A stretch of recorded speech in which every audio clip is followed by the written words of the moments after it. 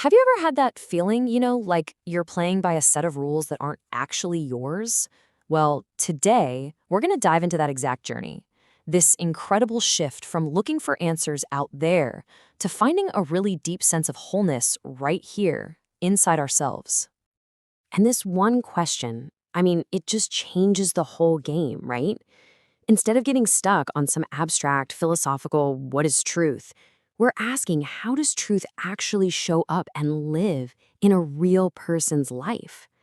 And that little switch from an idea to a lived experience is what powers this entire journey we're talking about. So, where does this all begin? Well, for every single one of us, it starts in the exact same place, a stage where our sense of self is literally built by outside forces. Think of it like the crucial scaffolding that has to go up before the real building can take shape.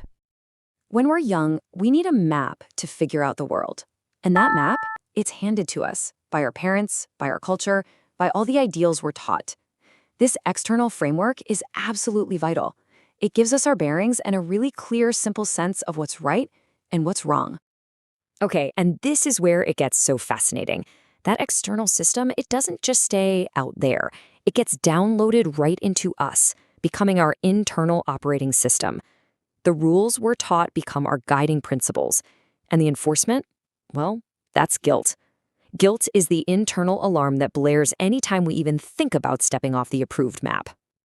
So you might be asking, where does our own deeper sense of self fit into all this?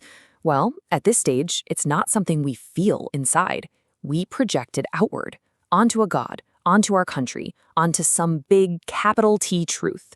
Our little ego finds its purpose and its safety by attaching itself to that powerful external ideal. But what happens when that reliable scaffolding, that map we've trusted our entire lives, starts to fall apart? Because, let's be honest, sooner or later, it always does. And it usually starts quietly.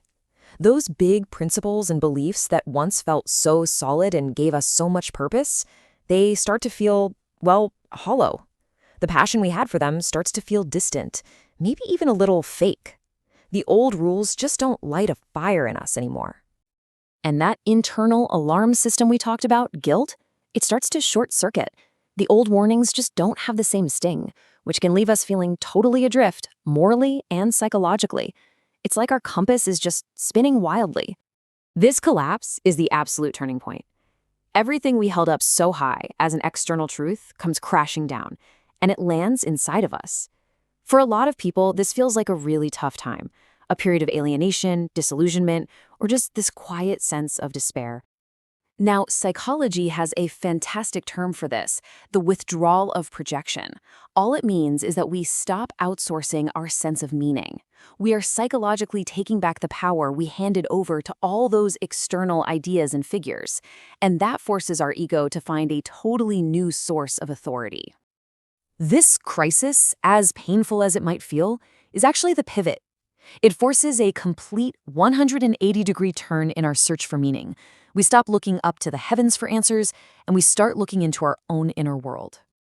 And this slide just nails that core change. We're moving away from transcendence, meaning handed down from on high, and toward immanence, meaning that's lived and felt in our own direct experience.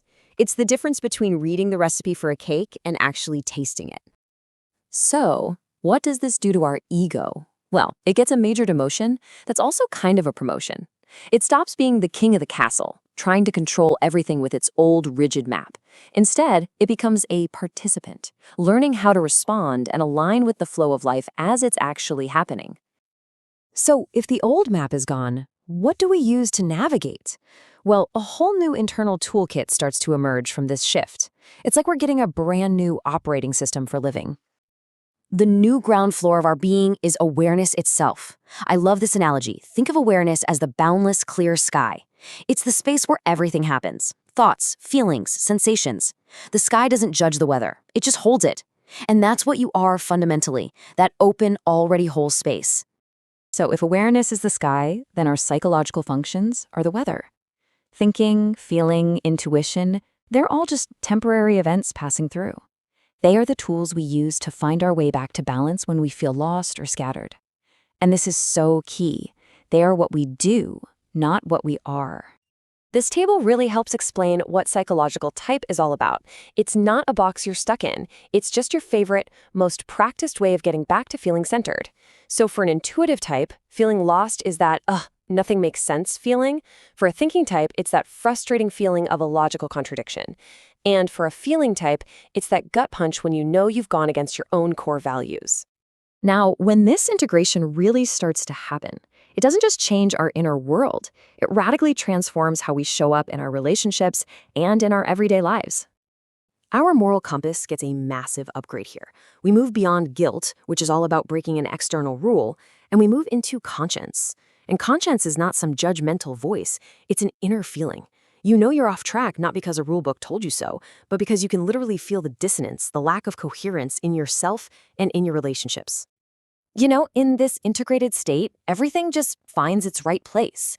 The ego learns to participate without needing to own the whole show. Your functions become these flexible tools you use when needed, not a rigid identity. And even your shadow, all that stuff you might not like about yourself, it's no longer a dark enemy. It's just the parts of you that are waiting to be brought into awareness. This quote just perfectly sums up the whole thing. It captures that dynamic balance we've been exploring. There's your fundamental ground of being, that's awareness, and then there are the practical tools, your functions, that you use to skillfully navigate all the ups and downs of life. So we want to leave you with this question to carry with you, because this journey isn't really about achieving some perfect, far-off state of wholeness. It's actually about learning to notice it, right here, right now. So where, in the middle of your own messy, beautiful life, is that wholeness already showing up for you?